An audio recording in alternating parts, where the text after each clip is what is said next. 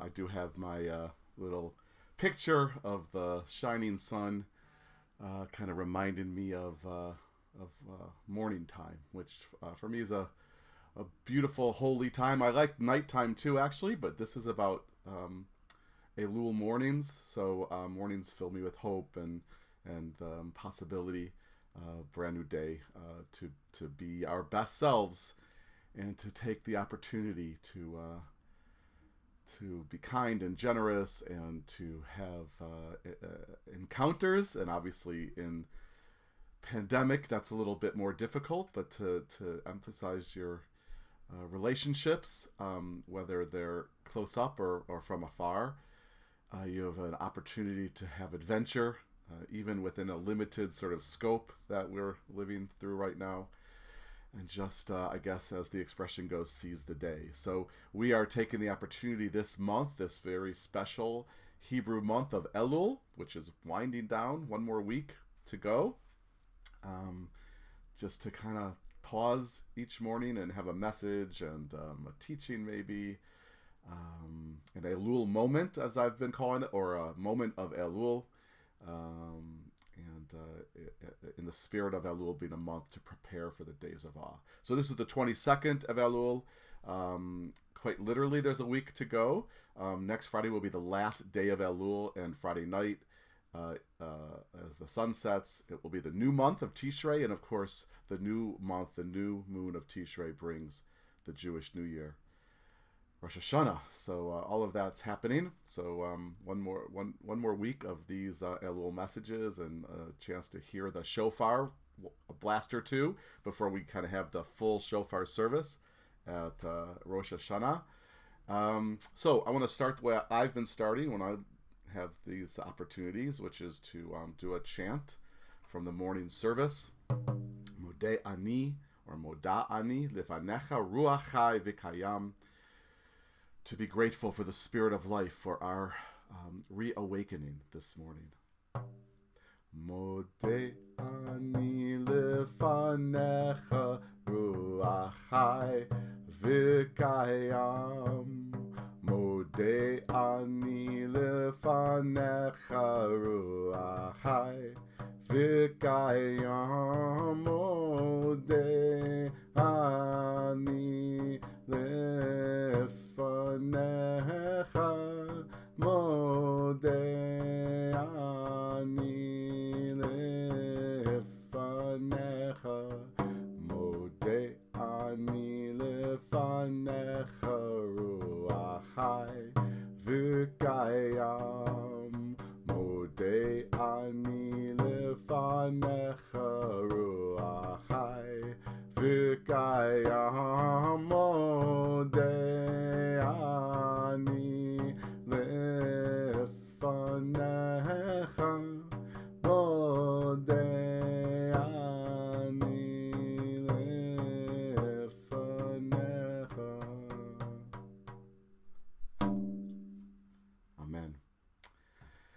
So besides all of that, I guess in the spirit of all of that, a spirit of reflection, I do want to talk about September 11th, 9/11, that date, that anniversary that has no formal name, just 9/11, like Tisha B'Av, the 9th of Av, and I guess like the 4th of July, obviously for a different reason. A day named just mostly for the day. So September 11th, I wanted to just tell my version. Everyone has their versions of September 11th. I happen to have been in New York City. So I want to tell a quick version of that story, and then I want to read an essay that really was very important to me back at that time. So Amy and I and Zoe left New York City. We lived there for 4 years. We left in the summer of 2000 to come to St. Louis, where we had met and lived before. Neither of us are from here, but we were here in the early 90s together and fell in love. And then I went to be a rabbi in Jerusalem and then New York City. As I said, left New York City in the summer of 2000, and in the September of 2001, so we had been in St. Louis for 1 year, I was asked by friends to officiate a wedding they were having September 15th, 16th, the weekend after what turned out to be 9/11, on Fire Island. And so we took it, it was just before the high holidays that year, and we took it as an opportunity to have a vacation, to spend time in New York, visiting places and people who were important to us from our living there. And so we flew with Zoe to Boston, where my in-laws lived, and left Zoe, who was two and a half. Amy was pregnant with Gabe, by the way, and we drove one of my in-laws' cars to New York, and that was Monday. And we stayed with friends in Midtown and slept overnight Monday night. The wedding wasn't until the next weekend, so I'm going to take those words off. There we go. The wedding wasn't until the next weekend, and so we had the whole week basically to, as my wife says in Yiddish, shmai, to just kind of hang around New York. Tuesday morning was September 11th, and obviously everything changed for us and for everybody. We woke up to the news of the attacks. We gave blood, or we went to give blood at the Red Cross. We were actually turned away. The line was wrapped around. There was too many people who wanted to give blood, but I could talk for a long time about that day in New York, which was a gorgeous day weather-wise, like the picture in the corner there, but just a horrific day to be in New York City, frightening and sad. We went to an interfaith service that night at a synagogue we used to go to, Muslims and Christians and Jews and atheists and Buddhists and everybody. And then we wanted to get to Zoe, but we couldn't do that right away. Couldn't leave New York, and so it took a couple of days till we could. We drove back to Boston to get to be with Zoe. And at the same time, the couple decided to keep their wedding the weekend after September 11th, and so we really had no choice. But we couldn't fly anywhere anyway. But we rented a car in Boston, and the plan was to drive to Fire Island or drive to the ferry and be in Fire Island, and there's no cars on Fire Island, and then drive all the way to St. Louis. And I think we got the last car at the rental agency because everybody was renting cars. So I did officiate the wedding. There was not one person at that wedding who didn't know somebody who was either missing or dead because of the September 11th attacks. And then the three of us, Amy and Zoe and I, Amy pregnant, we drove from New York to St. Louis, and within days it was Rosh Hashanah. Like it's now within days of Rosh Hashanah. We, like everyone, obsessively listened to the news and were just heartbroken by the loss and scared by, the implications and consequences. There was an essay that I read that was written days after September 11th that was really powerful and spoke to me. It was written by Rabbi Arthur Waskow. And there's this whole world of I guess, coincidences, because Rabbi Arthur Waskow, was our guest at CRC 1 year ago. He literally was with us during the weekend of Slichot. So I just have a few pictures just because I'm about to read his essay. This was, we had an interfaith event about climate change. Arthur Waskow is passionate, climate change activist, peace activist, justice activist, but there he is speaking, and you see me next to a wonderful person from the Muslim community, and Steve Sorkin, a CRC member from the JCRC, and Reverend Rick Edwards from Cornerstone Baptist Church, and one of the leaders of the Ethical Society next to him, and Eliasa from the Hebrew Israelites. So we had a really great program. And then here's a better close-up of Arthur. He's in his late 80s, I believe, and still getting arrested for just causes, and an amazing person. But I'll leave that up, actually. I'm going to go back to that. So I'm going to read this essay he wrote in full, in honor of this anniversary of September 11th, 2001. Again, it was high holiday time, and that's going to be obvious in the context of the essay. And I'm going to just read it, and it was important to me, and I hope that it's meaningful to you. Rabbi Arthur Waskow. When the Jewish community celebrates the harvest festival, we build a sukkah. What is a sukkah? Just a fragile hut with a leaky roof, the most vulnerable of houses. Vulnerable in time, where it lasts for only a week each year. Vulnerable in space, where its roof must not only be leafy but leaky, letting in the starlight and gusts of wind and rain. In the evening prayers we plead with God, Ufros aleinu sukkat shlomecha, spread over all of us your sukkah of shalom. Why a sukkah? Why does the prayer plead to God for a sukkah of shalom, rather than God's tent or house or palace of peace? Precisely because the sukkah is so vulnerable.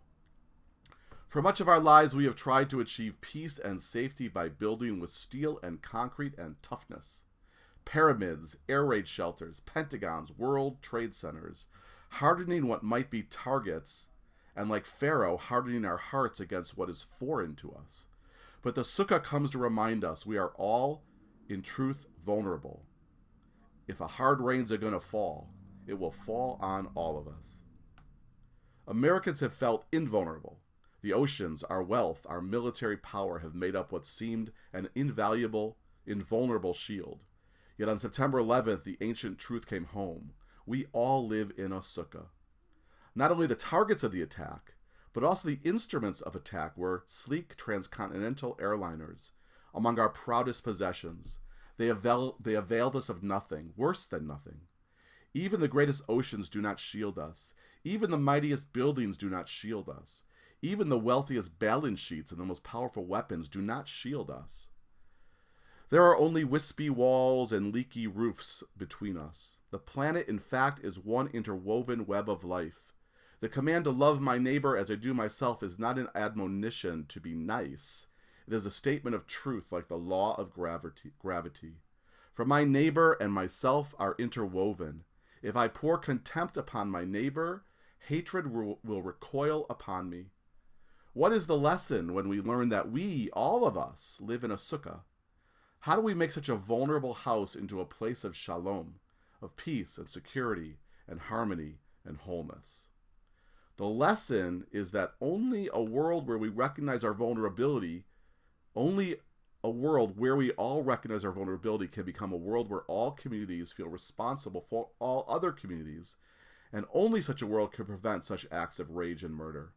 If I treat my neighbor's pain and grief as foreign, I will end up suffering when my neighbor's pain and grief curdle into rage. But if I realize that, in simple fact, the walls between us are full of holes like a sukkah, I can reach through them in compassion and connection.